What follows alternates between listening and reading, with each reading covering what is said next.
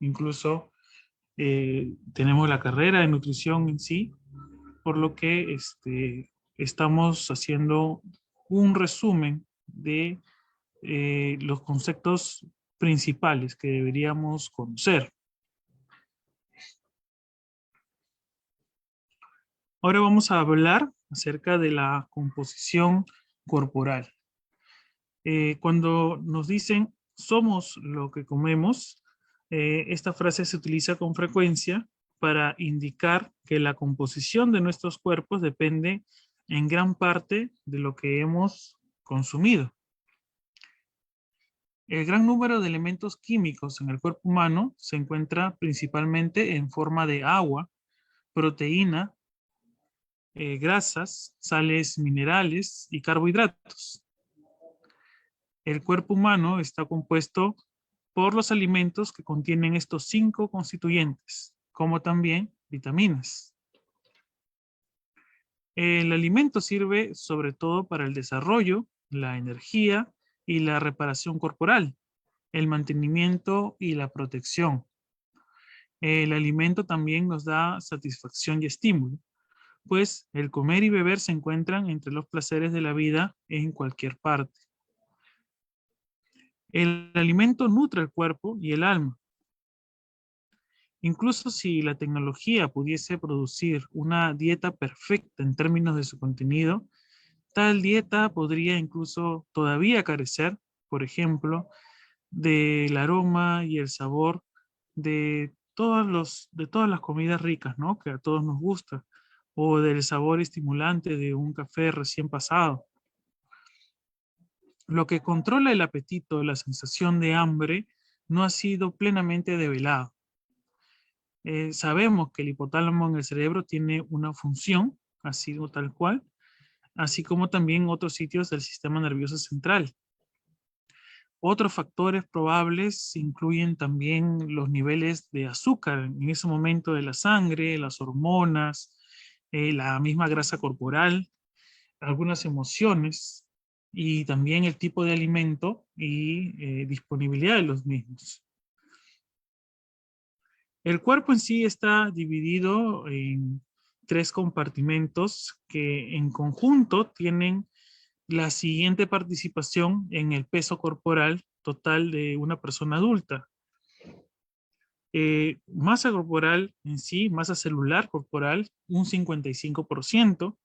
El tejido de soporte extracelular llega a ser un 30% y la grasa corporal un 15%. Estamos hablando del peso corporal ideal de un varón adulto sano, ¿no? Bien nutrido. La masa celular está constituida por componentes como músculos, órganos y sangre. Comprende las partes del cuerpo que participan en el metabolismo, funcionamiento, trabajo y otras funciones del organismo. El siguiente 30%, el tejido de soporte extracelular, consta de otras 2 partes. El líquido extracelular, como por ejemplo el plasma sanguíneo, el esqueleto y otras estructuras de soporte. Por último, la grasa corporal, que debería ser hasta el 15%, está casi toda debajo de la piel, como vimos en algún momento también en las partes de la piel, como grasa subcutánea, y también se encuentra alrededor de los órganos, como el intestino y el corazón. Sirve en parte como reserva de energía. También encontramos pequeñas cantidades en las paredes de las células y en los nervios.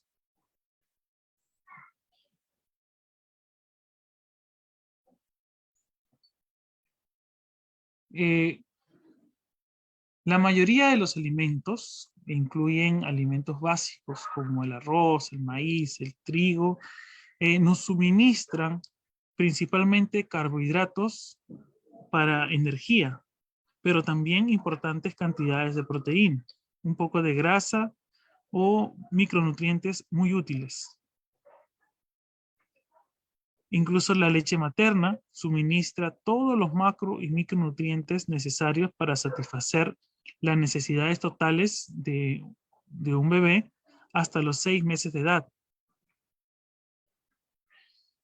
Aquí también podemos conversar acerca de un tema que causa mucha controversia, que es sobre o no, si es que una persona adulta debería o no debería consumir leche de otras especies, ¿no? De manera regular, si es que esto tiene un valor nutricional importante.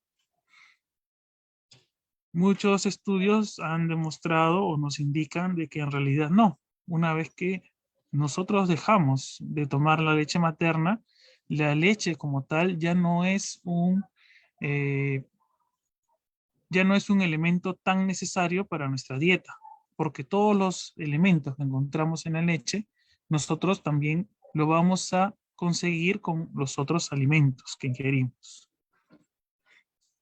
Regresando a la composición del cuerpo, encontramos a este elemento que es tan importante, el agua.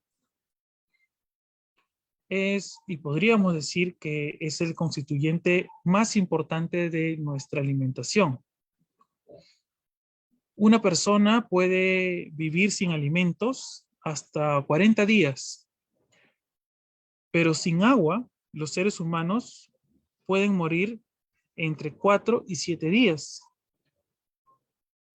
Más del 60% del peso corporal está constituido por agua, de la cual aproximadamente el 61% es intracelular y el resto es extracelular.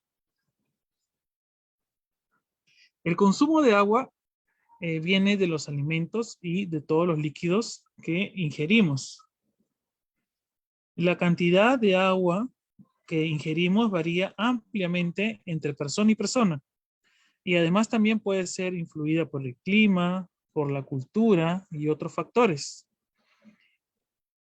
Frecuentemente se consume hasta 1 litro de agua en los alimentos y de 1 a 3 litros en los líquidos. El agua también se forma en el cuerpo como resultado de algunas oxidaciones de macronutrientes, pero esto es un porcentaje muy pequeño, casi menos del 10% del agua total. El agua se excreta principalmente como orina por los riñones. Son los riñones quienes regulan la eliminación de la orina y mantienen un equilibrio. Porque si se consumen pequeñas cantidades de líquidos, los riñones excretan menos agua y la orina entonces es más concentrada.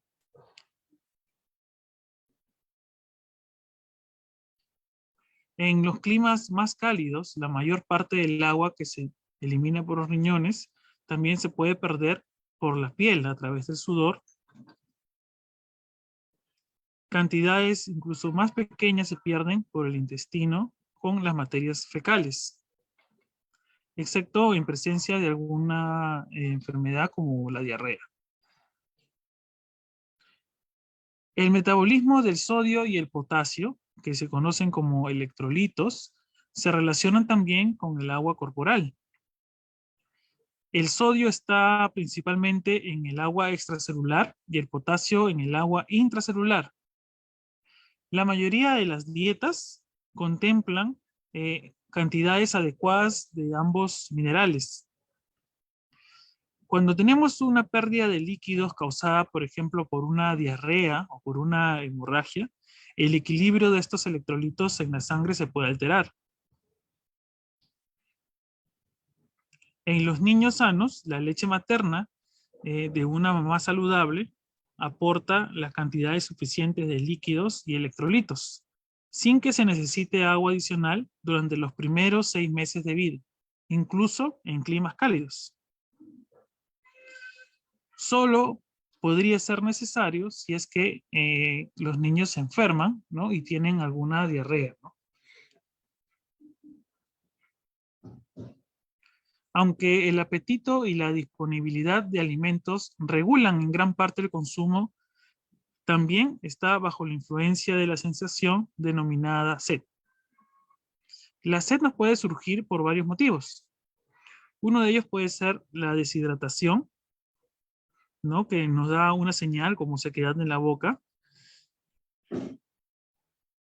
Y por el contrario también, el fenómeno de acumulación de agua en el cuerpo se manifiesta en la condición conocida como edema, cuando esta enfermedad causa un exceso de líquido extracelular. Este exceso de líquido también puede resultar en un desequilibrio de electrolitos. Pero no significa que porque tenemos o porque la persona tiene retención de líquidos no pueda deshidratarse. Una persona puede tener edema y también puede estar deshidratado por una diarrea. Esto también puede conllevar a una insuficiencia cardíaca.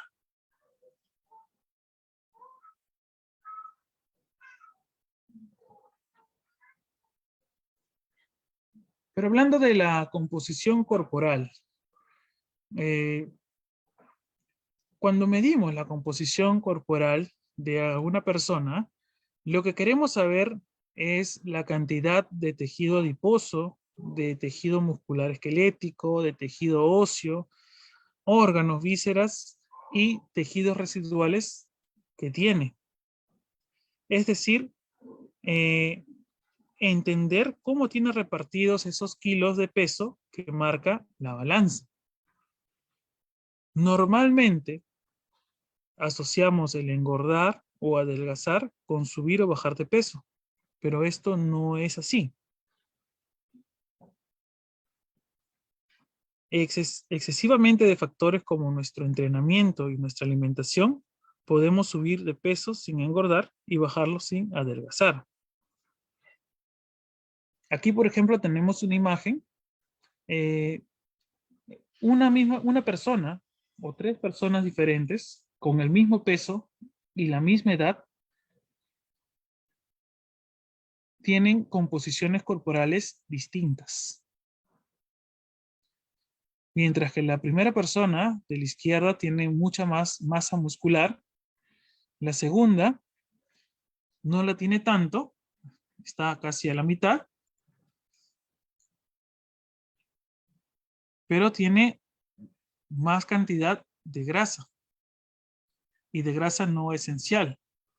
Entonces podríamos decir, de repente es una persona delgada, de repente con los métodos a los que normalmente se nos hace la medición, que es el índice de masa corporal, que es un método de repente muy transversal, porque nos dice, si pasaste de este límite, eres obeso. Pero no mide en realidad cómo es la composición del cuerpo. Vemos tres casos en los que quizás el índice de masa corporal pudiera marcar que la persona es una persona sana, pero si hacemos un análisis de cómo es esa composición, vemos que no necesariamente es así. A pesar que aparentemente pueda indicar o parecer que es una persona delgada, puede también ser un falso flaco, como se le dice, porque tiene gran contenido de grasa no esencial, solamente que no se nota.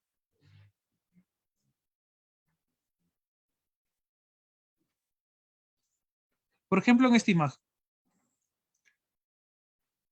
todos son deportistas. Sin embargo, cada uno ha desarrollado eh, una parte de su cuerpo o ha desarrollado los músculos necesarios dependiendo la actividad que desarrollen. Por ejemplo, la composición corporal de un deportista de velocidad o de un nadador profesional no es la misma que la de un corredor de fondo. Del mismo modo, la composición corporal de un corredor de fondo no es la misma que de un pesista o de un luchador de sumo. Todas estas personas son personas que están considerados como atletas y que entrenan regularmente, tienen una alimentación muy balanceada, está supervisada por nutricionistas y por médicos para que puedan desarrollarse en alta competencia. Pero si es que nosotros viéramos a estas personas fuera de su actividad, podríamos dar, o nosotros podríamos ponerle una etiqueta de flaco, obeso o muy obeso, ¿no? Etcétera. de repente muy bajito, o algún otro objetivo que en realidad solamente es subjetivo.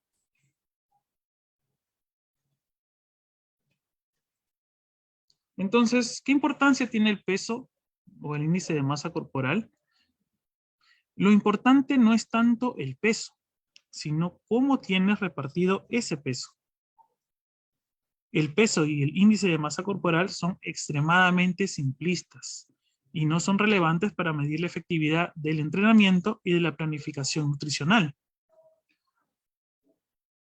Cuando uno hace un entrenamiento, puede pensar que está bajando kilos de grasa, pero en realidad lo que puede pasar es que está haciendo un mal entrenamiento y está quemando músculo y bajando solamente agua.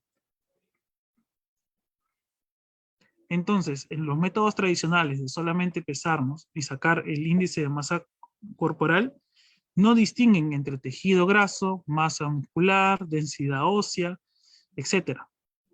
Tampoco distinguen entre una persona deportista y no deportista.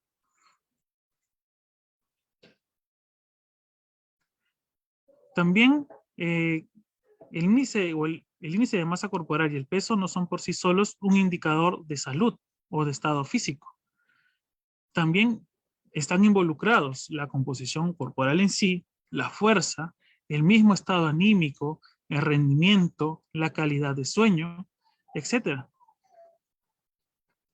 Además, los objetivos de composición corporal pueden depender de múltiples factores, como el sexo, la edad, el deporte que practica, o incluso la posición en la que se encuentra uno practicando ese deporte, entre otros muchos. El caso que sea cual fuere, el porcentaje de grasa suele ser uno de los valores de control más usados para valorar el progreso en un régimen, ¿no? En un régimen de pérdida de peso. Pero vemos que no es completo. Incluso el tema de la raza o del lugar donde vivimos. La altura promedia de un peruano es 1,65 m, hasta 1,70 m. Si lo comparamos con de repente un americano, ellos nos llevan unos cuantos centímetros más, un metro, de repente 1,75 m. El promedio de las personas más altas está en Holanda. Entonces, una persona relativamente sana o una persona que se considera un adulto saludable de Perú no va a ser igual a una persona de las mismas características en Europa, en Asia y en algún otro continente. Todos tenemos condiciones distintas. Entonces, ¿cómo calculamos la grasa corporal?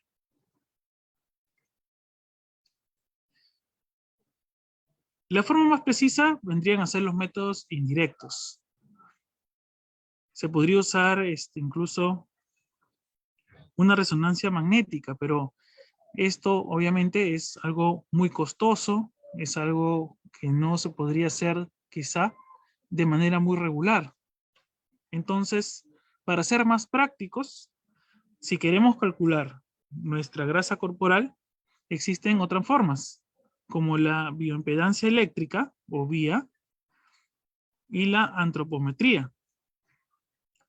También existen técnicas antropométricas. Si bien es cierto ahorita las técnicas antropométricas se consideran más fiables para la estimación de la composición corporal de una persona, tiende a veces a subestimarse los resultados. A diferencia de una bioimpedancia eléctrica, una antropometría no puede realizarlo cualquier persona, sino tiene que llevarse a cabo por personal calificado. La bioimpedancia se puede llevar a cabo con la ropa puesta y es mucho más rápido. Además, a diferencia de la antropometría, puede ser útil para personas con obesidad. Seguramente si es que nosotros hemos pasado por algún examen médico ocupacional para ir a trabajar quizás en altura, para un examen de preingreso a alguna empresa, nos han hecho este tipo de examen. Y es fácil de reconocer, al menos la bioimpedancia, porque nos suben a unas balanzas especiales en las que también miden nuestra cantidad de agua, nuestra masa muscular, etcétera. Y los resultados salen en un informe emitido por la computadora. Algo así más o menos. Es una balanza en donde también sostenemos unos electrodos, subimos descalzos, ¿no? Y la impedancia eléctrica, entonces es un método de evaluación doblemente indirecta. Es accesible, fácil de usar y seguro. ¿Cómo funcionan las máquinas para medir la bioimpedancia? Envían un impulso eléctrico y miden su resistencia a través del cuerpo. Su funcionamiento se basa en que la conductividad eléctrica del agua varía en función del tejido. Por ejemplo, la masa grasa posee poca conductividad eléctrica porque tiene muy poca agua, mientras que la masa libre, con músculos, huesos y vasos sanguíneos, tienen un alto porcentaje de agua y por tanto una buena conductividad eléctrica. O sea, podemos decir que cuanta más grasa, más resistencia, ¿no? O impedancia. Pero la bioimpedancia no mide ni la grasa ni el músculo, ¿no? Lo que mide es la corriente eléctrica aplicada a una frecuencia determinada. Entonces, el software lo que hace es aplicar una fórmula y entonces darnos resultados. Existen varios tipos de impedancia también, como monofrecuencia y multifrecuencia. Hay impedancia básica o completa también, que depende mucho de la cantidad de contactos o electrodos que tienen contacto con la persona, etcétera. Ahora, en estos últimos años, han salido muchas marcas de balanzas inteligentes que incluso permiten conectarse a aplicaciones como Google Fit, ¿no? En donde nos van dando los resultados y van midiendo nuestro progreso. Pero es obviamente con la compra de estas balanzas o básculas especiales que incluso tienen conectividad Bluetooth, etcétera, etcétera.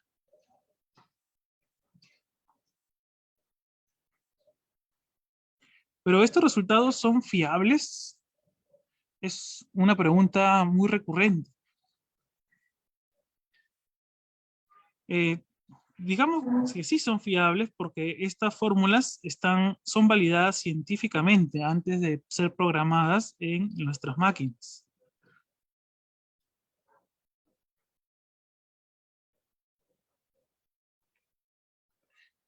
Pero lo que sí debemos de tener en cuenta, justamente para determinar si son fiables o no, es que nosotros tenemos que tener en cuenta lo siguiente.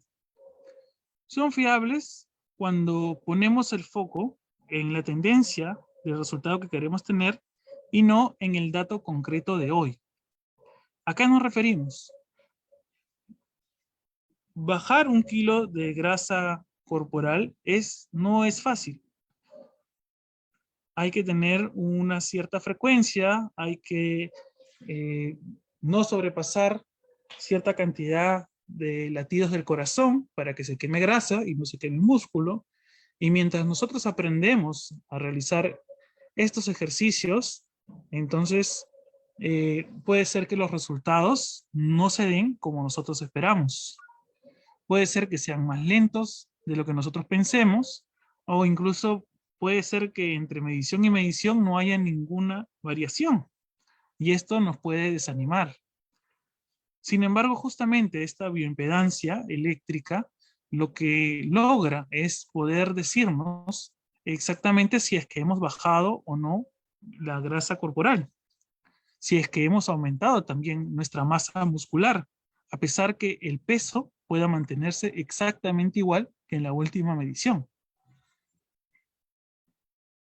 Otro factor que puede determinar si es que esta bioimpedancia es fiable o no si es que somos metódicos a la hora de mantener las condiciones para medirnos, que sea en el mismo día, a la misma hora, si es que sin haber ingerido un alimento, que todo sea casi igual para tener una comparación acertada, ¿no? Y fiable. Otro también es cuando nos comparamos solo con nosotros mismos y hacemos la medición con la misma balanza para ver cómo estamos evolucionando. Los resultados varían de persona en persona. Entonces, mientras que unos pueden tener excelentes resultados de una semana a otra, hay personas que les toman más tiempo y eso no debe desanimarnos. ¿Cuándo no son fiables? Cuando tenemos algún problema médico, cuando tenemos alguna condición, como por ejemplo retención de líquidos, algún edema, problemas hidrostáticos, o utilizamos algún medicamento diurético para eliminar líquidos. Como sabemos, esta máquina lo que hace es ver la resistencia que tiene el cuerpo, ¿no? A través del agua. Entonces, si es que tenemos una alteración de esto, los resultados no van a ser fiables. Si es que también buscamos una mejora de rendimiento muy ajustada. Si ya somos muy exigentes, entonces este método tampoco nos va a dar los resultados que nosotros esperamos y podemos pensar de que no están yendo las cosas bien. Tampoco es muy fiable cuando nosotros hacemos cambios en el lugar donde colocamos los electrodos o si cambiamos también de báscula.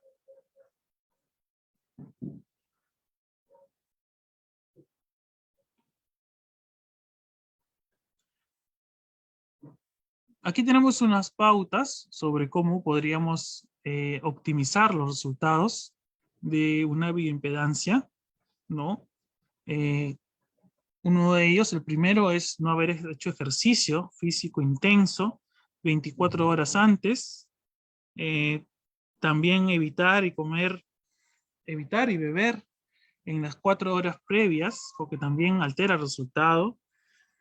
Eh, También hacerlo o tratar de hacerlo sin haber miccionado 30 minutos antes,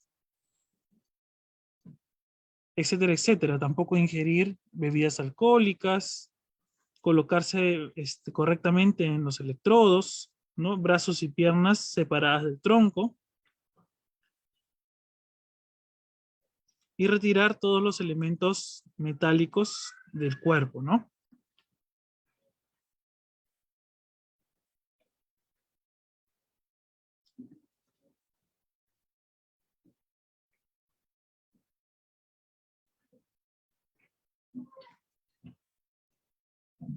El siguiente método para medir la composición corporal es la antropometría.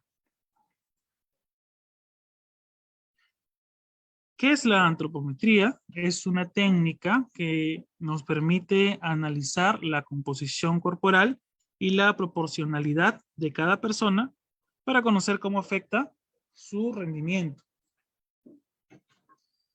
Los elementos centrales de la antropometría son la altura, el peso, las circunferencias corporales y el grosor del pliegue de la piel.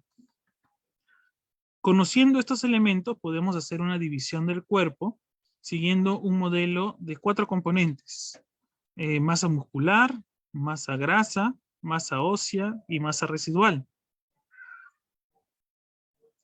Cualquier parámetro de la composición corporal que podamos tener controlado es información que nos va a ayudar a mejorar nuestra planificación nutricional. Tampoco podemos olvidar que la composición corporal también influye en nuestro gasto energético. De esta manera, a más cantidad de masa muscular, mayor será el metabolismo basal.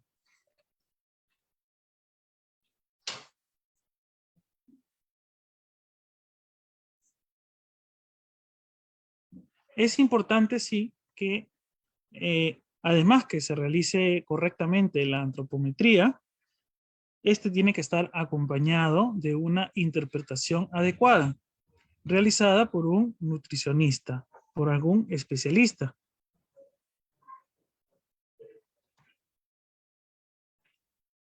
¿Qué mediciones incluyen un estudio antropométrico? ¿Alguna vez han ido a un gimnasio y les han hecho estas pruebas?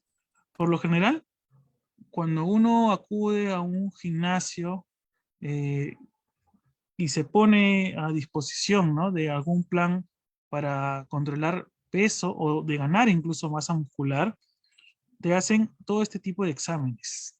Un nutricionista también, dentro de sus planes, te hace este tipo de exámenes.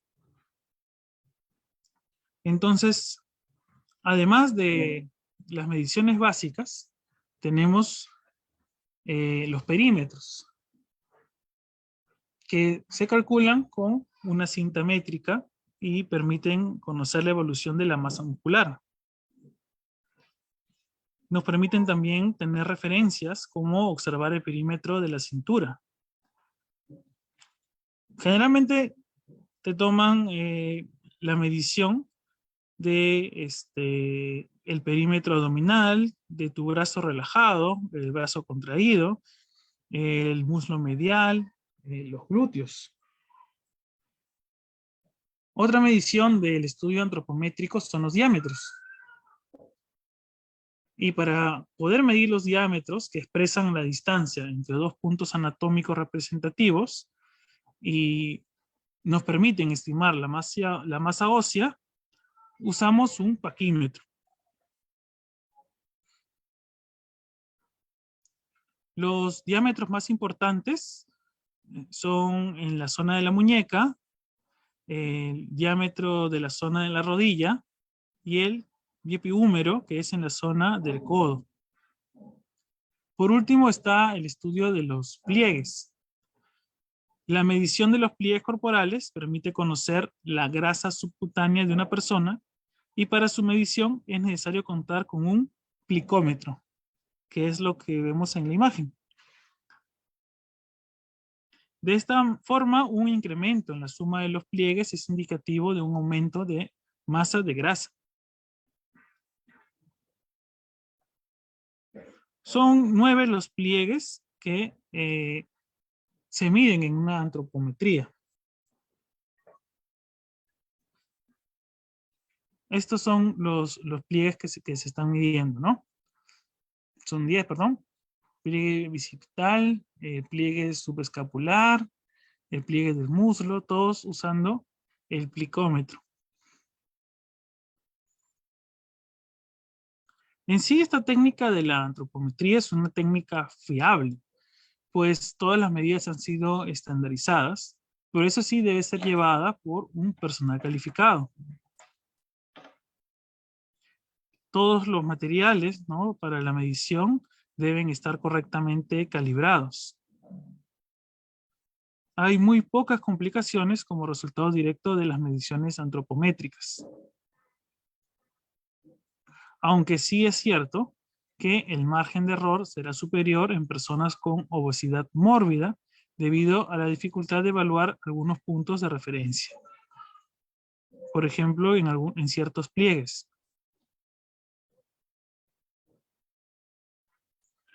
Igual estas antropometrías se pueden realizar de dos maneras, ¿no? Una antropometría corta y más rápida, donde solo ven el peso, altura, perímetro abdominal y entre 2 o 3 pliegues, y la completa en la que sí miden absolutamente todo, ¿no? Y es una medición que toma mucho más tiempo.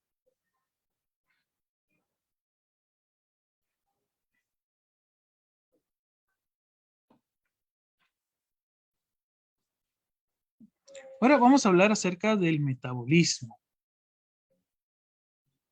El término general para todos los procesos químicos que realizan nuestras células en el organismo se denomina metabolismo.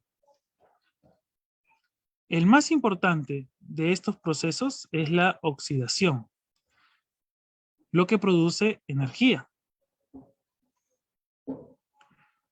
Este proceso es análogo al motor de un carro cuando quema gasolina para producir la energía que necesita para funcionar. En la mayoría de las formas de combustión se produce calor y también energía. La física nos enseña que la energía no se puede crear ni destruir. Los tres macronutrientes de los alimentos, los carbohidratos, las proteínas y las grasas, nos suministran energía. La energía para el cuerpo viene sobre todo de los alimentos y en ausencia de esto se produce tan solo por la fragmentación de tejidos corporales. Todas las formas de energía se pueden convertir en energía calórica.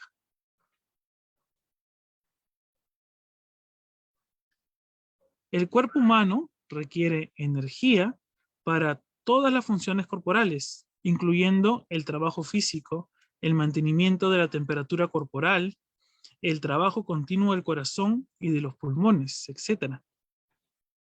En los niños, la energía es esencial para el crecimiento.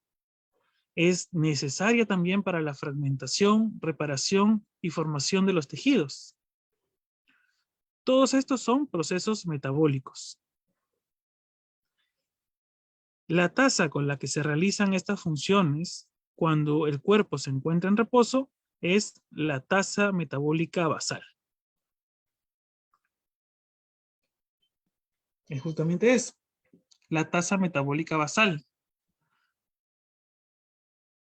Es la cantidad de energía que se gasta cuando la persona se encuentra en reposo físico completo y psicológico. Se puede expresar como kilocalorías por hora o por kilogramo de peso. La tasa metabólica basal suministra la energía que requiere el cuerpo para mantener la temperatura corporal, el trabajo de los órganos, el funcionamiento del hígado, de los riñones y el cerebro. Esta tasa metabólica varía de persona en persona. Los factores generales más importantes que influyen en la tasa metabólica basal son el peso, el sexo, la edad y el estado de salud de cada persona. En términos generales, las personas de mayor tamaño, con más cantidad de músculos y órganos más grandes, tienen una tasa metabólica basal mayor que las de menor tamaño. Las personas de edad tienden a tener una tasa metabólica más baja que cuando eran jóvenes. Y las mujeres tienen una tasa metabólica menor que los varones. Sin embargo, existen excepciones a esta regla.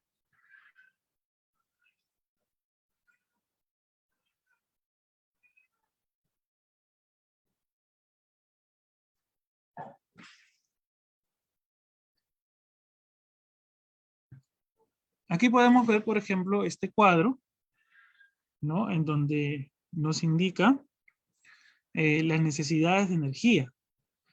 Las necesidades de energía diaria promedio de varones y mujeres adultas que realizan un trabajo clasificado como ligero, moderado y pesado.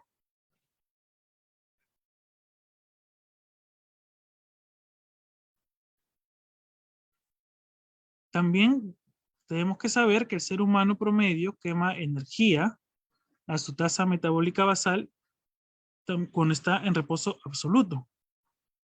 Todos los movimientos ordinarios requieren energía adicional. Y, por supuesto, el trabajo físico requiere aún de más energía.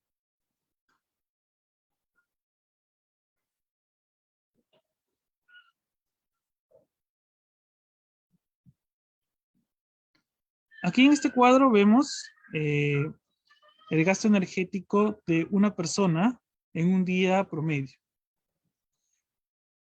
Vemos el cálculo, ¿no? Por minuto en kilocalorías de su tasa metabólica basal, que digamos es 1 kilocaloría por minuto, solamente durmiendo. Entonces, en 8 horas de sueño estará consumiendo 480 kilocalorías.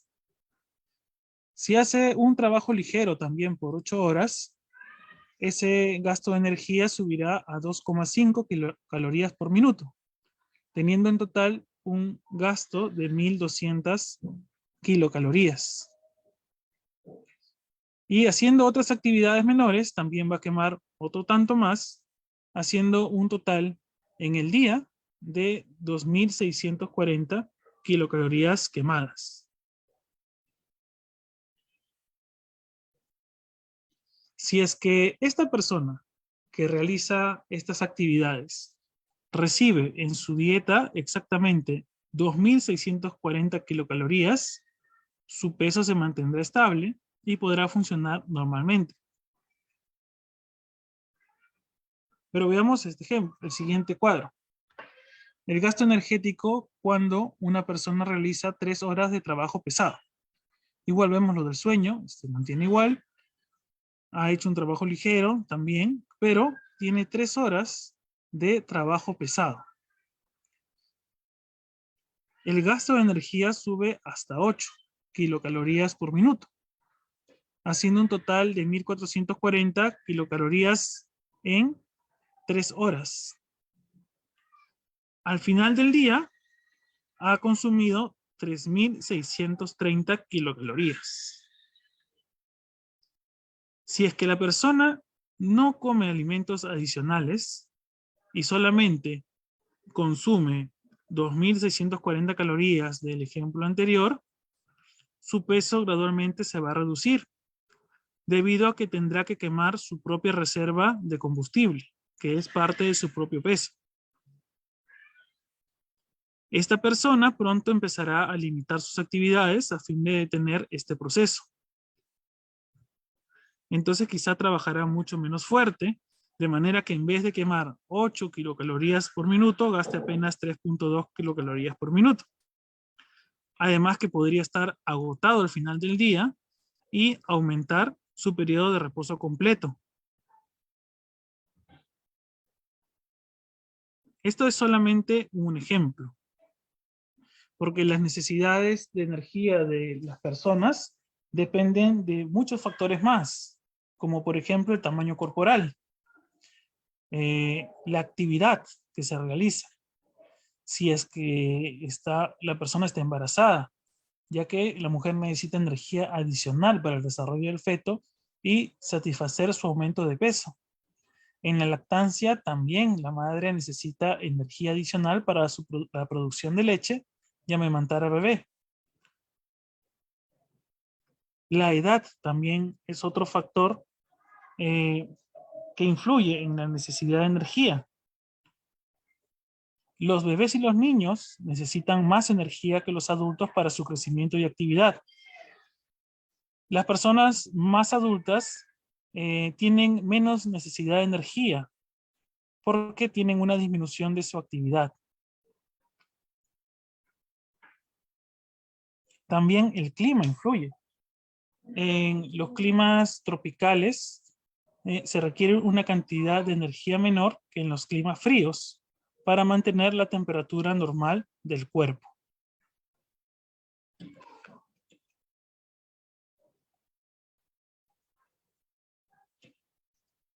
Este otro cuadro nos enseña o nos muestra el consumo recomendado de nutrientes. Este cuadrito nos muestra una base que nos permite aconsejarnos sobre los consumos deseables de nutrientes en dietas para grupos de población.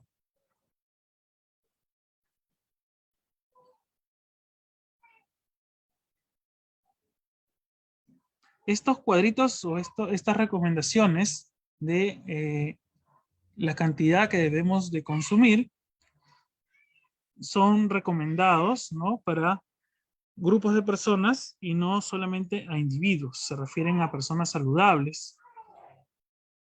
Por ejemplo, no se toman en cuenta posibles pérdidas crónicas de hierro y en circunstancias normales, la ingesta que se aconseja suministra cantidades apropiadas de nutrientes a fin de prevenir enfermedades por deficiencia para el desarrollo y mantenimiento del cuerpo. y para sostener niveles óptimos de actividades.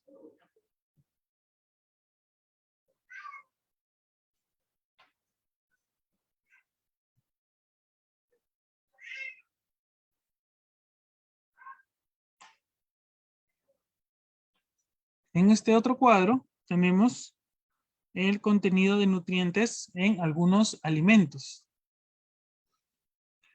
Aquí vemos información sobre el contenido de energía de algunos nutrientes importantes, ¿no?, que conseguimos en nuestra alimentación diaria. Este contenido de nutrientes se da por 100 gramos de porción comestible de los alimentos ahí señalados. Se debe también indicar que los alimentos varían en su contenido de nutrientes según la variedad particular del alimento y las condiciones en las que se produce, en las que se procesa, comercializa, almacena y prepara.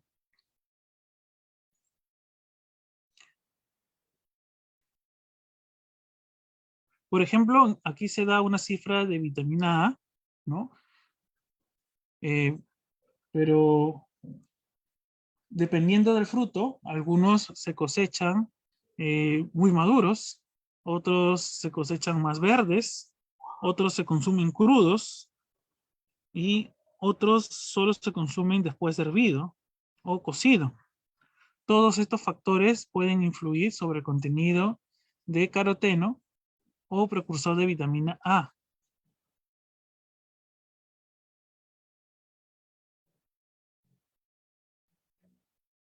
Veamos, por ejemplo, también que casi todos los cereales o todos los cereales no tienen contenido casi de vitamina C, por no decir que no tienen nada, mientras que en las verduras sí ya encontramos algunas cantidades variables, ¿no? La zanahoria, por ejemplo, es una verdura que tiene gran cantidad de vitamina A, pero no tiene gran cantidad de vitamina C, que sí tiene en mayor proporción comparado con la zanahoria las hojas de color verde oscuro, como las espinacas.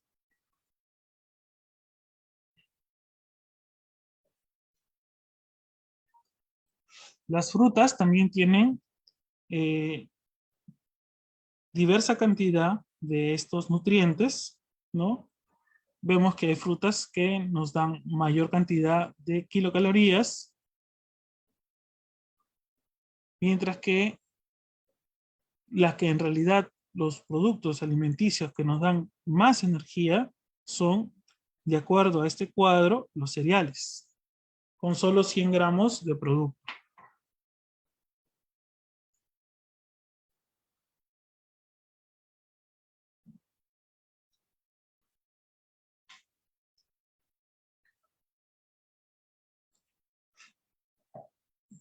Hablemos de la alimentación en familia. Casi todos los alimentos que consumimos los consumimos en casa. Las dietas familiares inadecuadas y la alimentación de la familia deficiente son las causas fundamentales de la malnutrición en muchas partes del mundo. Para los que no están en su casa, como en un internado, para los que están en prisión, la malnutrición o la desnutrición también puede ser el resultado de dietas institucionales deficientes. La adquisición de alimentos se refiere a los medios que tiene la gente para tener acceso a la comida que consumen. En los hogares, las dos principales formas de llegar a los alimentos son la propia producción de ellos, más comúnmente en granjas pequeñas, o su compra con el dinero obtenido a cambio de algún trabajo dentro o fuera del hogar, o por medio de la venta de lo que se produce en la granjita. Las familias o los hogares también pueden además adquirir alimentos de otras formas, como en donaciones, en raciones suministradas a cambio de trabajo o suministro de alimentación suplementaria en grupos vulnerables.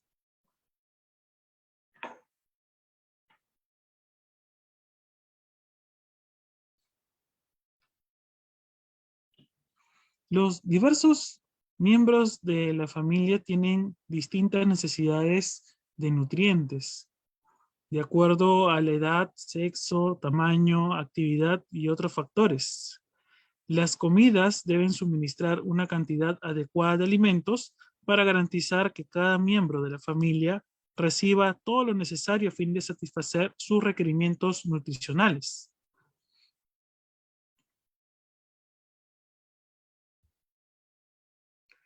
Una mezcla de alimentos vegetales consumida en cada comida, como un cereal y una legumbre, y un tubérculo, o un cereal y eh, feculentos, como el maní, la yuca, aportan proteína de mejor calidad que la que suministrarían cantidades mayores de un solo alimento vegetal. La mezcla por lo general contiene todos los aminoácidos esenciales, mientras que un solo cereal, tubérculo o legumbre casi siempre es deficiente en uno o más de los aminoácidos esenciales.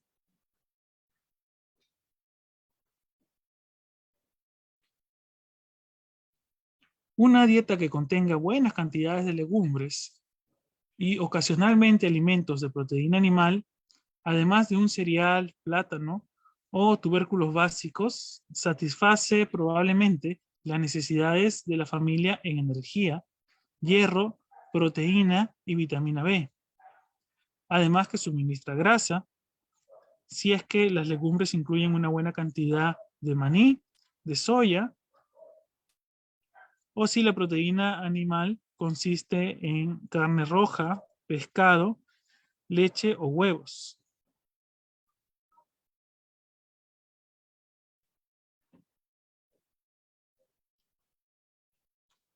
Las hojas de color verde oscuro además suministran una muy buena cantidad de hierro y algo de calcio.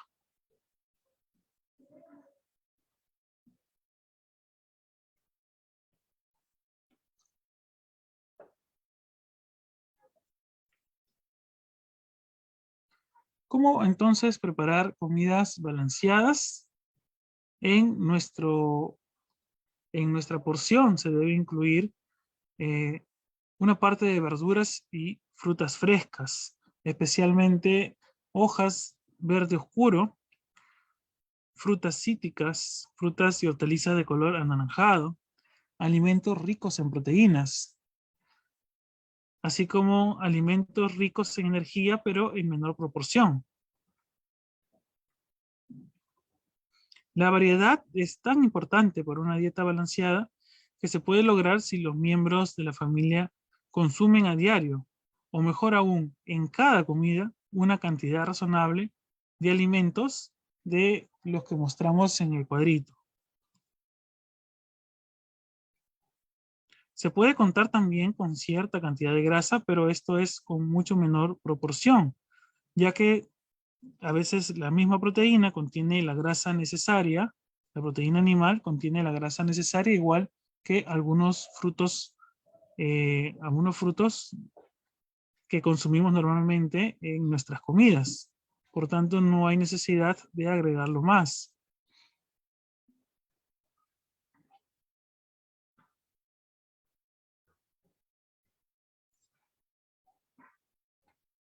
¿Cómo podemos fomentar dietas apropiadas y estilos de vida saludables?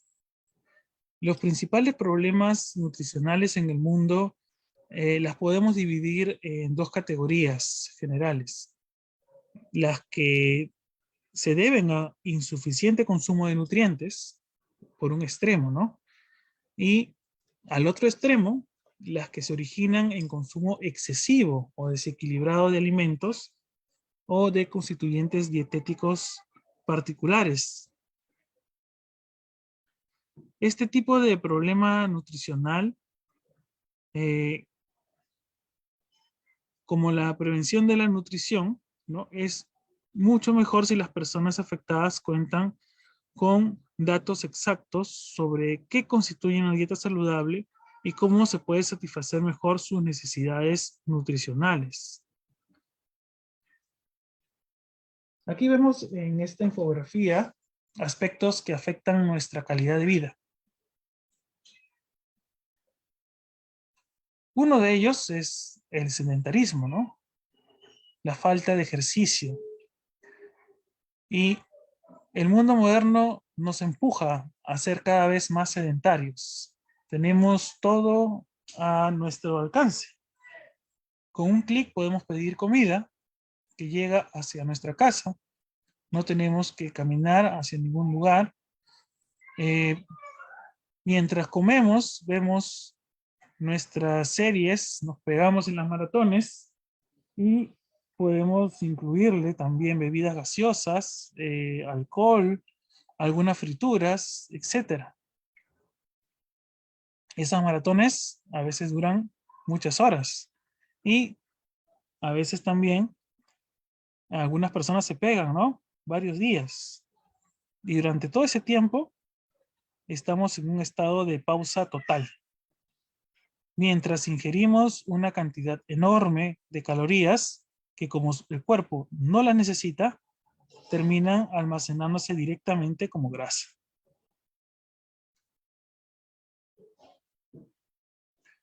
Otro aspecto que afecta a nuestra salud, el insomnio, la falta de higiene personal, una dieta desbalanceada, no tener actividades de distracción. Un factor externo que quizás no podemos controlar es la contaminación ambiental, pero otro aspecto que sí afecta a nuestra salud muy negativamente es el estrés, que se manifiesta de muchas formas, y el consumo de sustancias tóxicas, como el tabaco, el alcohol y las drogas. La combinación de todos estos o de algunos de estos afectan nuestra salud y merman nuestra calidad de vida.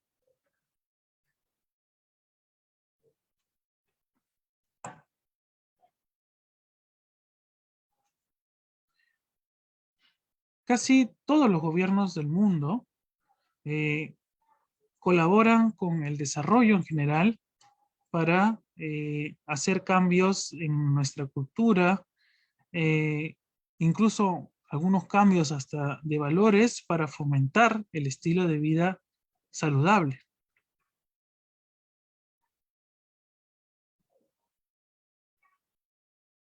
Vamos a mencionar algunas estrategias para promover dietas apropiadas y estilos de vida saludables.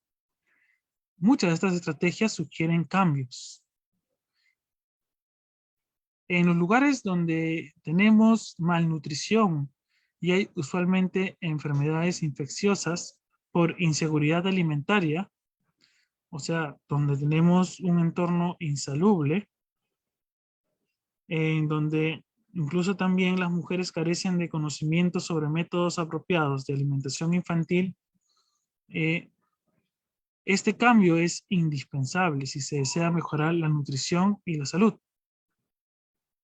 Es muy necesario contar con conocimientos, mejorarlos, contar también con mejores recursos para mejorar nuestras condiciones de vida.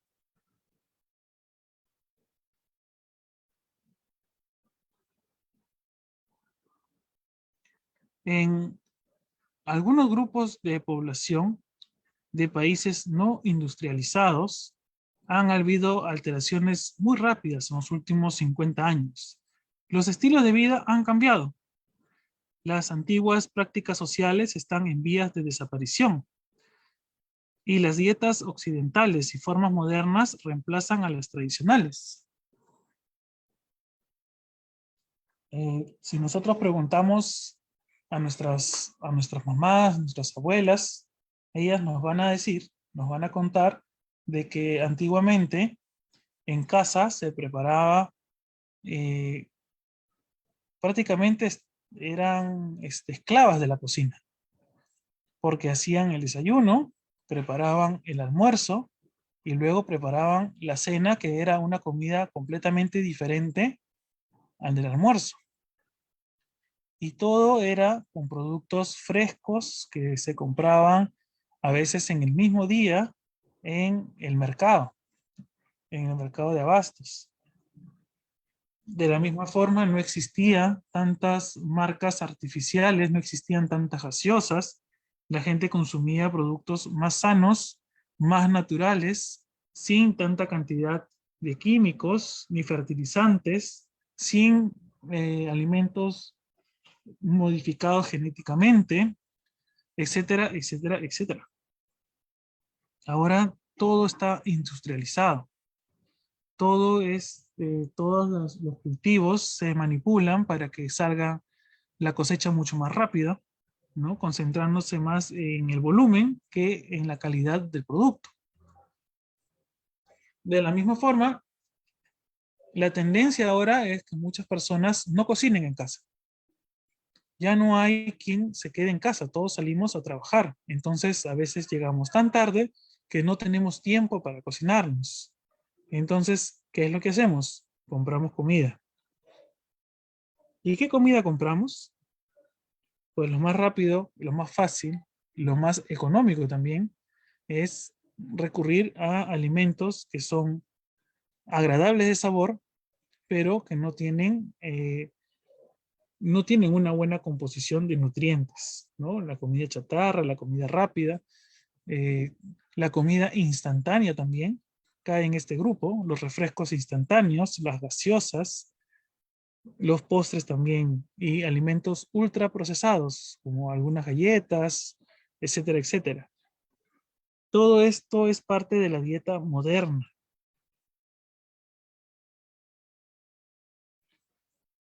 Algunos de estos cambios han contribuido a, a que se aumenten, ¿no? Los problemas del corazón, ¿no? Como la enfermedad arteriosclerótica, la obesidad, algunos tipos de cáncer, cáncer al colon, accidentes cerebrovasculares también por tener triglicéridos elevados, diabetes, que es una pandemia silenciosa que está atacando al mundo, etcétera.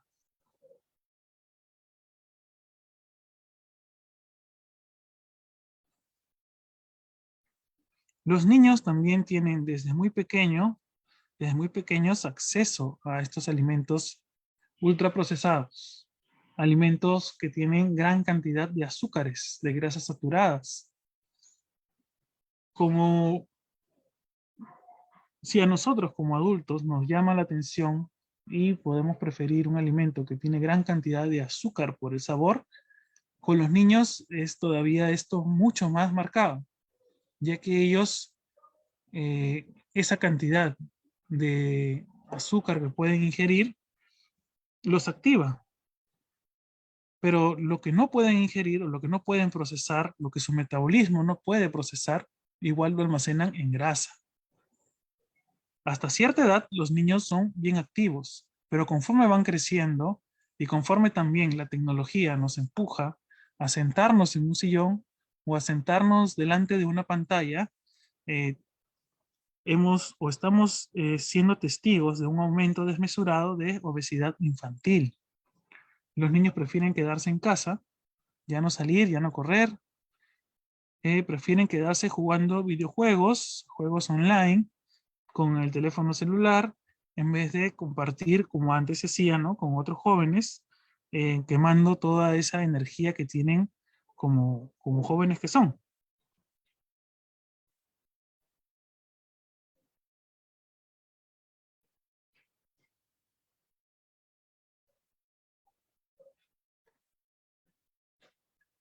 Entonces vamos a ver 8 estrategias para mejorar, para influir en el comportamiento y mejorar la nutrición. Hay muchas estrategias seguramente, además de la educación, que se han utilizado para influir cambios de comportamiento y mejorar la nutrición de las personas. Pero aquí tenemos 8 de ellos. Los vamos a ver. Por ejemplo, una de las primeras es la guía alimentaria y las metas nutricionales. Estas guías alimentarias se publicaron en Estados Unidos en el año de 1990. Fueron dirigidas principalmente a personas con problemas crónicos de salud. Se complementaron con una herramienta educativa denominada la pirámide de la alimentación. Esta pirámide fue diseñada para educadores en nutrición y para el público, y reemplazaba el concepto de los grupos de alimentos. Se utiliza una pirámide debido a que su base es amplia. Sugiere que la mayoría de las dietas deben provenir de alimentos ricos en carbohidratos, como el pan, cereales, arroz, las pastas. El nivel siguiente corresponde a frutas y verduras. La cúpula de la pirámide sugiere que las grasas, los aceites y los dulces, como los azúcares, solo se deben utilizar con moderación, en pequeñas cantidades.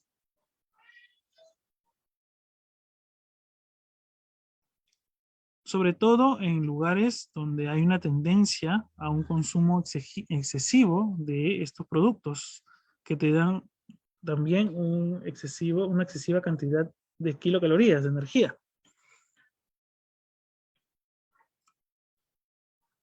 Las guías se terminaron de publicar en el año 95 y son casi la base de lo que tenemos hasta el día de hoy. Son sencillas y fáciles de comprender para cualquier clase de público, para el público en general. Otra estrategia es el etiquetado de productos y nutrición. ¿Cuántos de nosotros revisamos lo que comemos? ¿Cuántos de nosotros le hemos prestado atención a lo que indican los empaques de los productos que compramos procesados? Esta información nos da datos muy importantes para poder saber qué es lo que estamos comiendo, qué le estamos introduciendo a nuestro cuerpo y qué consecuencias vamos a tener si es que tenemos una frecuencia de su uso. Las personas interesadas en seleccionar una dieta nutritiva vamos a recibir una gran ayuda con etiquetas claras y precisas sobre los alimentos.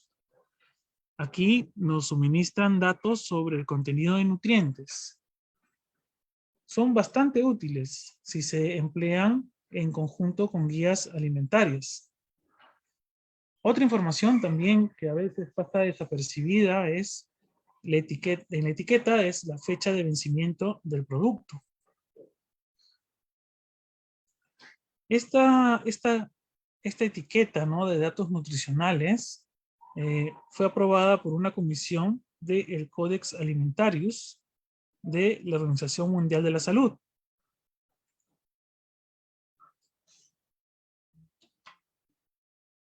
A veces estas etiquetas se critican porque tienen mucha información a veces, ¿no? Y que algunas personas no saben cómo interpretarlas.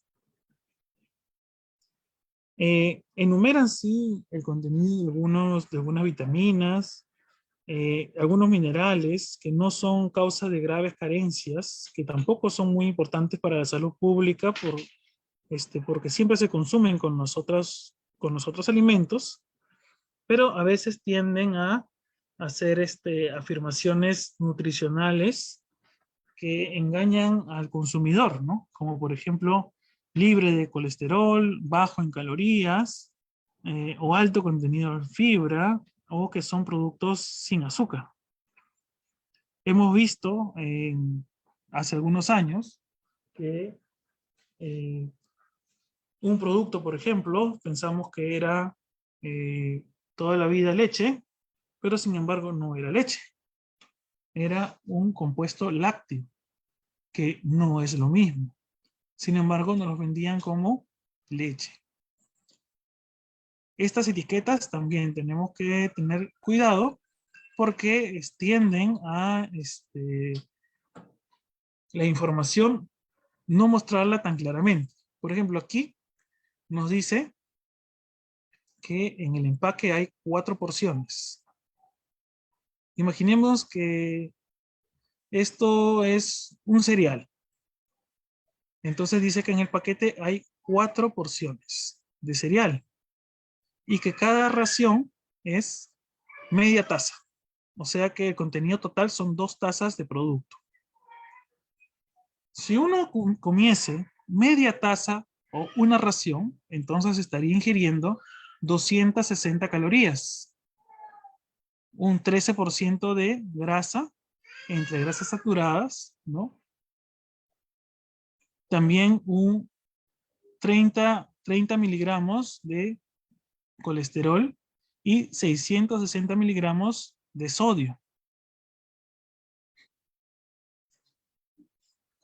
Ahora, si nosotros consumiéramos todo el paquete, entonces esta cantidad de 260 se multiplicaría por 4, llegando casi a 1000 calorías solo con un solo producto.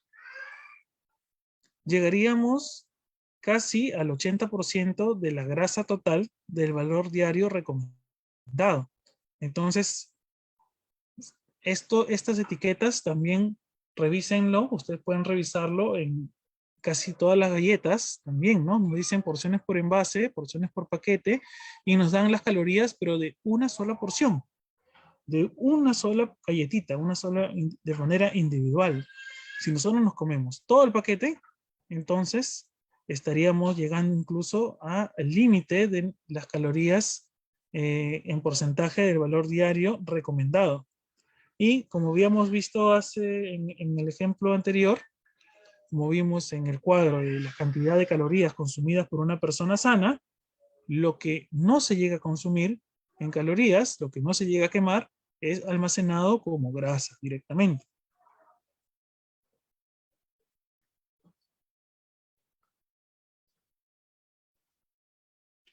La publicidad alimentaria. La publicidad comercial puede servir para estimular algunos hábitos saludables, pero también puede contribuir a dietas deficientes. Esta propaganda es muy difícil de controlar.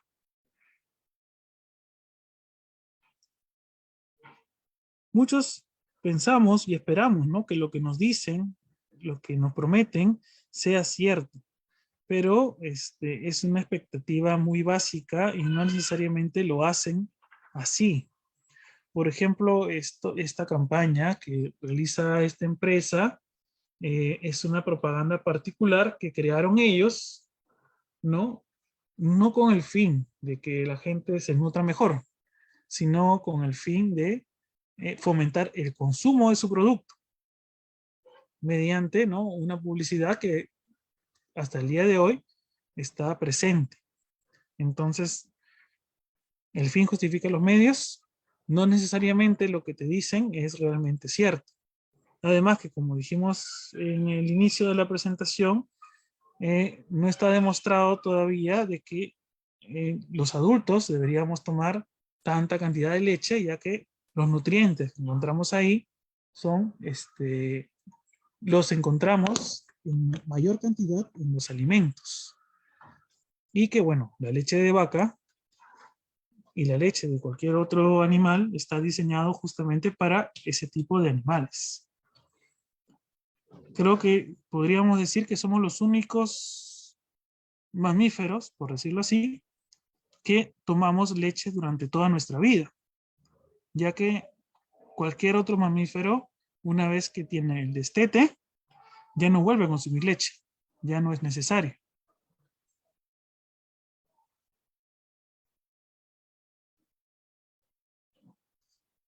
Otra estrategia es la alimentación institucional. Una dieta bien balanceada no es la única ventaja de la alimentación institucional. También propicia buenos hábitos alimentarios, como la introducción de alimentos nuevos y más sanos. Las comidas escolares, por ejemplo, brindan una excelente oportunidad para presentar a los estudiantes alimentos nutritivos con lo que no están familiarizados y demostrar a los niños en qué consiste una comida bien balanceada de acuerdo a metas y guías alimentarias. En nuestro país tenemos el programa Caliwarma, Programa Nacional de Alimentación, escolar que beneficia a más de 3 millones de niños a nivel nacional, dándoles desayuno y almuerzo, en donde se promueve mucho el consumo de productos endémicos del Perú. Productos que, como sabemos, tienen una gran cantidad de nutrientes, productos que son consumidos desde hace muchísimos años, ¿no? Desde la época prehispánica incluso, y que aún tenemos el privilegio de tener hasta nuestros días. En esta imagen vemos pues los niños de 3 regiones distintas, de la costa, la sierra y la selva. Cada quien tiene alimentos disponibles en sus localidades que uno y el otro no tienen. El programa Caliwarma lo que hace es traer el mix de productos para que puedan ser consumidos por todos. Y sí que funciona, ya que a los niños les dan comidas balanceadas y ellos también aprenden, ¿no? De nuevos alimentos, nuevas formas de preparación, además que son los mismos padres quienes lo preparan, quienes les dan las raciones a los niños.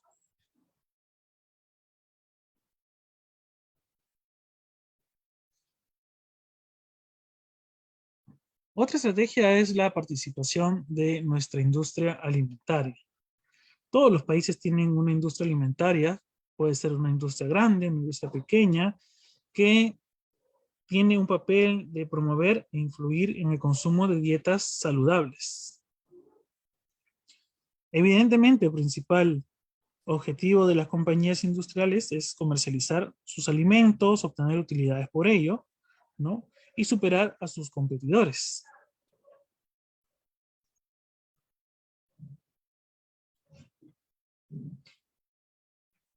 En sí, esto también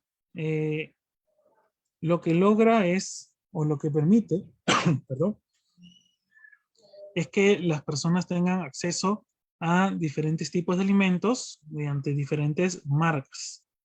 Entonces, cada marca difiere también en la calidad de producto que nos dan, así sea un producto muy similar, y también pueden tener diferente cantidad de nutrientes. Como hemos visto en el caso anterior, la industria tiene mucho que ver con la forma de cómo nos alimentamos mediante las marcas.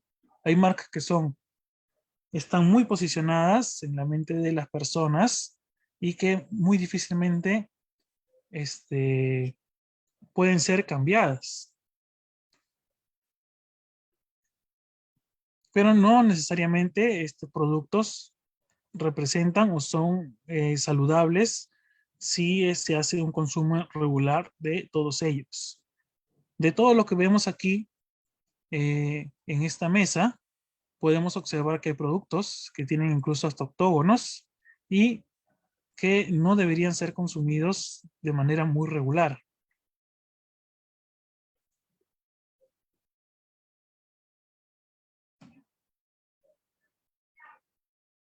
Otra estrategia es la garantía de un mensaje coherente. La educación nutricional tiene más sentido para el público si existe una coherencia en los mensajes principales. No se sugiere que haya necesidad de control o de censura, pero con respecto a la nutrición y a la salud, las personas por lo general se confunden debido a que oyen mensajes distintos, a veces mensajes contradictorios. Por ejemplo, muchos expertos agrícolas y funcionarios de otros ministerios pueden enfatizar el consumo de dietas diversificadas en cuanto a energía y densidad de nutrientes como un medio para vencer la malnutrición originada por déficit de micronutrientes. Mientras que otras personas, también del gobierno, pueden socavar estos mensajes y promover una distribución amplia de suplementos nutricionales en píldoras o en cápsulas. Entonces, mientras que un sector del gobierno fomenta el consumo de productos naturales, el otro sector dice no, con eso no se va a lograr, mejor suplementos alimenticios. Entonces hay que tener coherencia en todo el contenido, ¿no?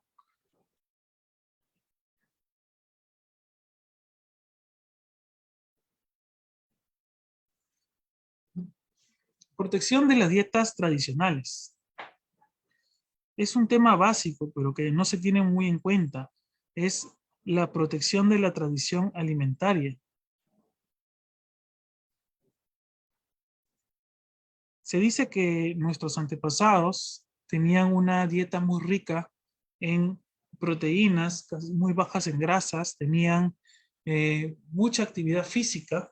En el caso de, por ejemplo, los incas, tenían una muy buena alimentación, tanto el pueblo, ¿no? Como la misma casa real. Muchos de estos productos todavía subsisten hasta nuestros días, pero algunos de ellos no son tan accesibles. Por ejemplo, nosotros somos productores de quinoa, pero la quinoa tiene a veces en algunos lugares un precio demasiado elevado. He visto hasta quinoa de casi 30 soles el kilo, lo cual lo hace inaccesible a muchos hogares. Es importante trabajar con la industria alimentaria local para ayudar a la conservación y envasado seguro de estos alimentos milenarios. Hay muchos alimentos que nosotros no conocemos en Lima, pero que son tradicionales en la Sierra del Perú, que son tradicionales en la parte de la selva. Y al revés también. También tenemos que tener en cuenta que nosotros tenemos una cultura muy rica en cuanto a una cultura gastronómica muy rica. Y esa cultura gastronómica también nos lleva muchas veces a hacer combinaciones que no debemos. Por ejemplo, si nosotros comemos nuestro arroz con pollo, ese arroz con pollo va siempre acompañado de su papa a la huancaína, ¿no? Pero esa combinación no debería de ser así. Igual, ¿no? Hacemos nuestro ají de gallina, que de por sí la base es pan, y la comemos con arroz junto con papas cortadas, ¿no? Papas sancochadas cortado. Entonces tenemos un exceso ahí de carbohidratos.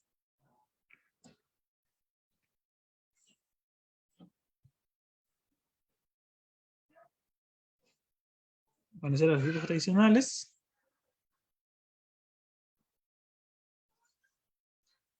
Y bueno, antes de entrar a la nutrición, una mención de la capacitación en nutrición, que vendría a ser la última estrategia, debería ser un, una estrategia de gobierno que en las escuelas se enseñe nutrición.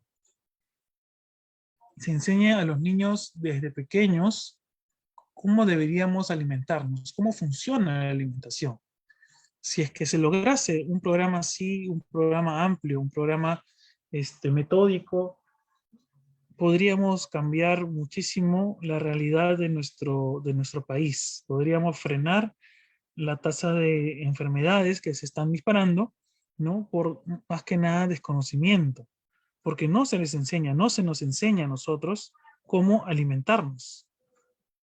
Nosotros lo aprendemos de nuestras casas o estamos influenciados por el entorno, pero no se nos enseña cómo alimentarnos. Entonces, esta educación es una estrategia que debe ser utilizada para promover dietas saludables y garantizar un crecimiento adecuado de los niños.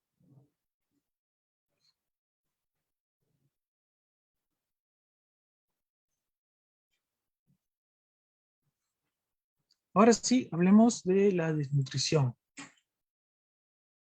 Hemos conversado acerca de cómo debería ser la nutrición, cómo deberíamos nosotros eh, alimentarnos de alguna manera, qué cantidad de nutrientes contienen ciertos alimentos, pero ahora vamos a los extremos. ¿Qué pasa si es que nosotros no consumimos una cantidad de alimentos o si los consumimos en demasía? En uno de los extremos está la desnutrición crónica en el Perú.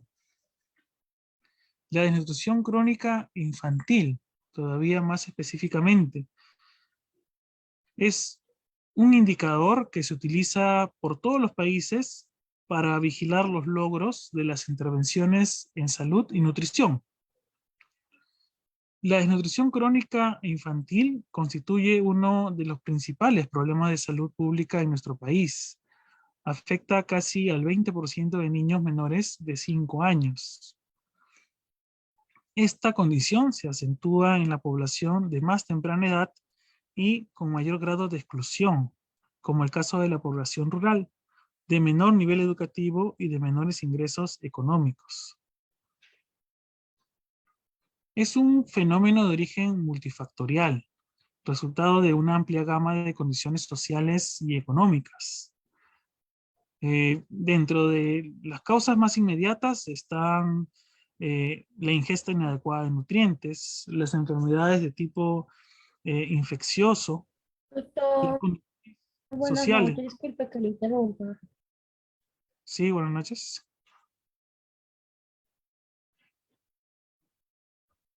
Buenas noches, disculpe que le interrumpa, pero tengo problemas con mi internet. Está que se me va y se me viene la señal cada rato. Sí, ¿Podría María, seguir pero la si tienes, transmisión cuando me guste mi internet? Quiero estar con la clase y no puedo porque se me va y se me viene el internet cada rato. Me está fallando mi internet. María, por favor, si es que tienes problemas con tu internet, vuelve a conectarte, pero si Sí, es, el se problema me es va y se solamente me viene, se me va contigo. y se me viene. Sí, por favor, Sí, es que María. ahorita mi internet está un poquito inestable por el mal clima acá en Arequipa. Sí, bueno, María, no puedo hacer nada al respecto. Porque Lo el único, clima acá en tú Arequipa tienes que está muy volver, malo. buscar un lugar con mejor conexión. En todo caso, por favor. Bueno, sigamos. Eh, eh, Va a disculpar, doctor Ramón. Bueno, sigamos entonces.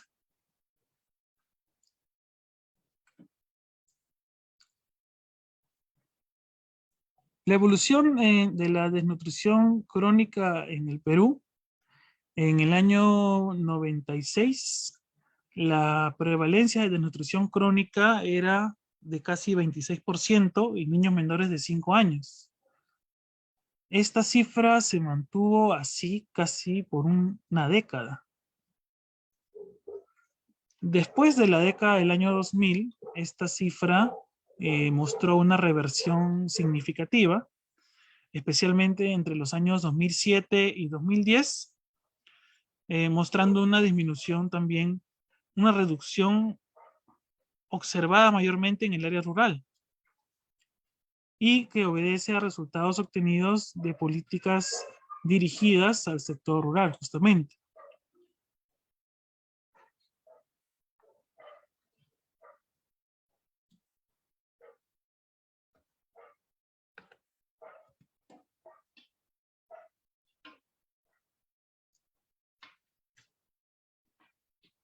Una de las principales intervenciones en la reducción de la desnutrición crónica infantil en el Perú es la Estrategia Nacional Crecer, que fue creada en el año 2007 con la finalidad de lograr la articulación de entidades públicas, como el gobierno local, gobiernos regionales y las entidades privadas, para mejorar las condiciones de vida de la población en pobreza y pobreza extrema, así como disminuir la desnutrición crónica infantil. Esta iniciativa llegó a tener una cobertura de hasta 1.200 distritos a nivel nacional.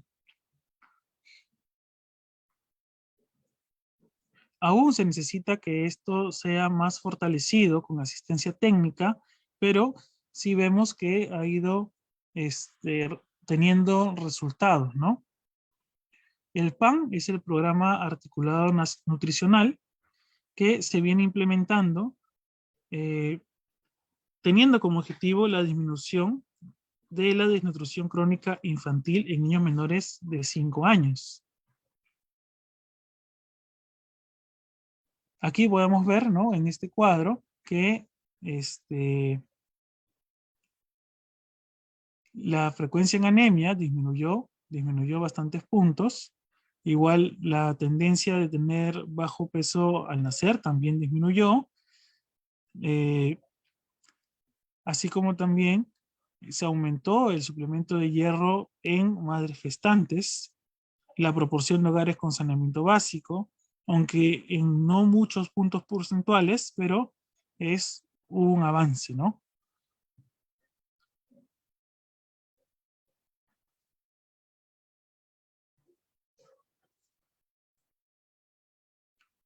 En esta tablita vemos también, ¿no?, qué líneas de investigación fueron priorizadas para este tipo de iniciativa. Y como parte de este esfuerzo se elaboró y aprobó la Agenda Nacional de Investigación en Desnutrición Infantil con la participación de diferentes instituciones expertas en el tema. Es decir, estamos tratando, ¿no?, como país, hacer bastante con respecto al tema de la desnutrición. Hay muchos programas que incluyen el consumo de hierro, el consumo de hierro en diversas formas, ¿no? Como en anchoveta, hígado, sangrecita, etcétera, para luchar contra la anemia. Ese es un extremo. Y el otro extremo es la obesidad. La desnutrición es la carencia o la falta casi total, y la obesidad es al revés. En sí, la obesidad es una enfermedad compleja que consiste en tener una cantidad excesiva de grasa corporal. No solamente es un problema estético, es un problema médico que aumenta el riesgo de enfermedades y problemas de salud. Hay muchas personas que tienen dificultades para perder peso y tienen varias razones. Por lo general, la obesidad es el resultado de factores hereditarios, factores fisiológicos y del entorno combinados con una deficiente dieta, poca actividad física y pocas opciones de ejercicio también. Lo bueno es que esto es reversible y que incluso una modesta pérdida de peso puede mejorar o prevenir muchos problemas de salud relacionados con la obesidad.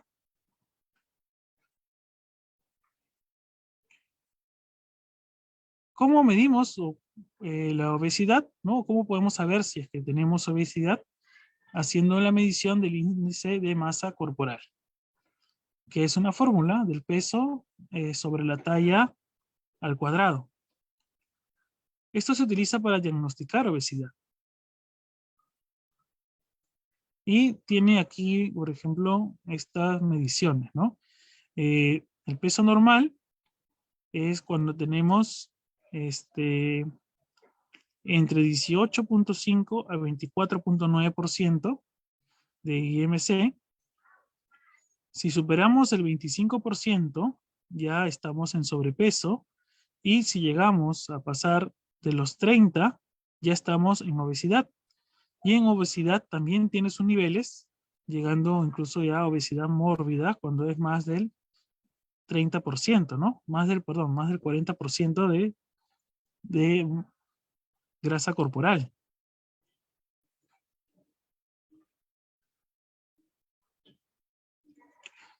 Sin embargo, como hemos visto hace unos momentos, el índice de masa corporal solamente es una medición, ¿no? Es una medición aproximada, ¿no?, de grasa corporal, porque este cálculo no mide directamente la grasa en el cuerpo. Algunos médicos también miden la circunferencia de la cintura para ayudar a orientar las decisiones de tratamiento contra la obesidad. Los problemas de salud relacionados con el peso son más comunes en los hombres con una circunferencia de la cintura superior a 102 centímetros y en las mujeres a una medida de la cintura superior a 89 centímetros.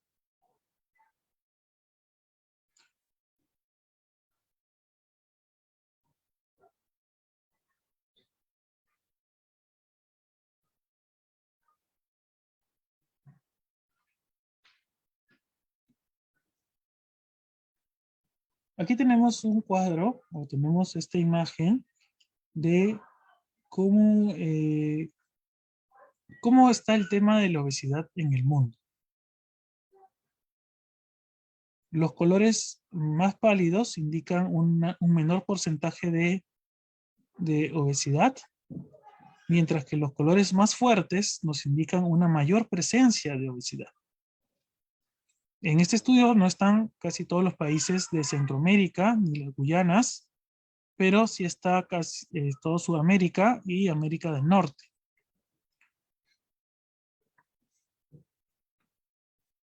Nuestro país tiene en promedio un índice de masa corporal que va entre el 21%, siendo o teniendo las mujeres un 26,5% y los hombres un 15,8%. Nuestro promedio está un poco más elevado que Brasil, ¿no? Pero Argentina, Uruguay y Chile nos superan ampliamente, hablando de América del Sur. Sin embargo, los países de América del Norte tienen una realidad distinta. Superan con amplitud todos los promedios de los demás países. Estados Unidos está en un 33,7% y la tendencia es al alza. México, que está ahí pegadito además, que tiene casi las mismas o tiene los mismos accesos que tienen los americanos, está ahí también con ellos, sí, seguidos más en el ranking del 28%.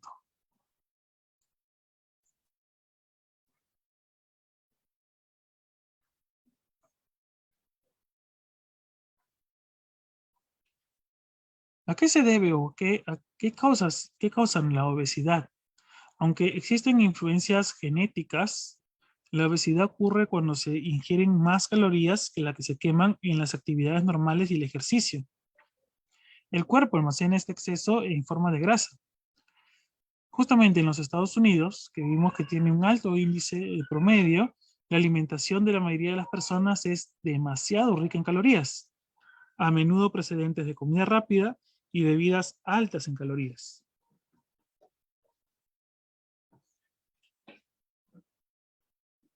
Los factores de riesgo. La obesidad suele ser el resultado de una combinación de causas y factores contribuyentes, como la herencia, ¿no? Otro, eso tiene que ver directamente con la genética. Después están las opciones de estilo de vida. Uno opta por tener una dieta no saludable que contiene muchas calorías, mucha comida rápida, muchas bebidas calóricas, también calorías líquidas, calorías que provienen del alcohol, refrescos muy azucarados, también la inactividad, como el estilo de vida sedentario. Otros factores de riesgo pueden ser enfermedades y medicamentos. Algunos medicamentos pueden provocar aumento de peso si es que no se compensa con actividad física y dieta. También hay algunos factores sociales y económicos relacionados con la obesidad. La edad también puede influir porque la obesidad puede ocurrir en cualquier edad, incluso en niños pequeños. Otros factores son también el embarazo, que en sí es común que la mujer embarazada aumente de peso, pero algunas llegan a tener sobrepeso y obesidad por un consumo excesivo de calorías, los antojitos. Un factor de riesgo también es el fumar. La falta de sueño, el estrés, que se manifiesta de muchas formas, ya que el cambio en los estados de ánimos y el bienestar contribuyen a la obesidad. A veces cuando se tiene una situación estresante, las personas recurren a los alimentos ricos en calorías para pasar ese momento incómodo.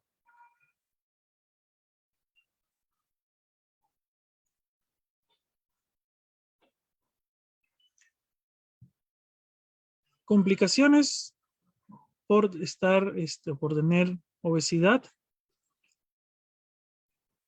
Bueno, es muy probable que se desarrollen problemas de salud potencialmente graves como enfermedad cardíaca y accidentes cerebrovasculares, diabetes tipo 2, algunos tipos de cánceres como el cáncer de colon, de recto, problemas digestivos, ya que la obesidad eh, te da una muy alta probabilidad de desarrollar acidez, enfermedad de la vesícula biliar y problemas hepáticos. También apnea del sueño. La mayoría de las personas obesas son más propensas a tener apnea del sueño, que es un trastorno potencialmente grave en la que la respiración se detiene y se reanuda de forma repetitiva durante el sueño, ¿no? Esos famosos ronquidos. La artrosis también, ya que al tener un sobrepeso excesivo, hay mucha carga sobre las articulaciones. Y ahora último, bueno, que hemos visto que el COVID-19 se ensaña más con las personas que tienen sobrepeso, ¿no? Las personas con obesidad aumentan el riesgo de desarrollar los síntomas graves del COVID-19.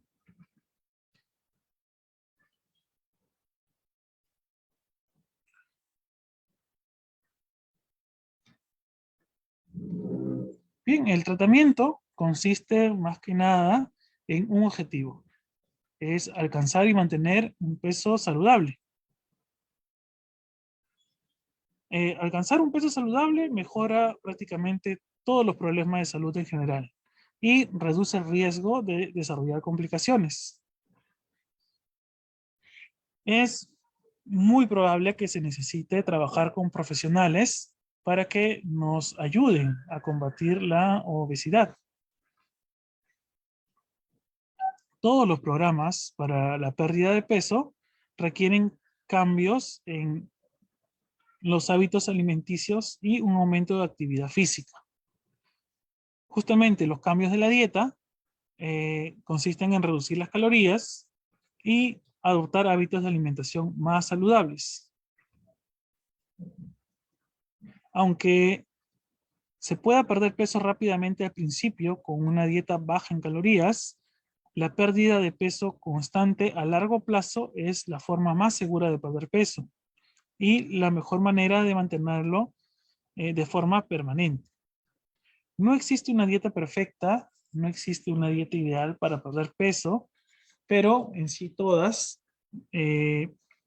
consisten en reducir calorías, es sentir saciedad al comer menos, nos referimos a que las porciones son más pequeñas, elegir opciones más saludables, restringir ciertos alimentos y reemplazar algunos otros.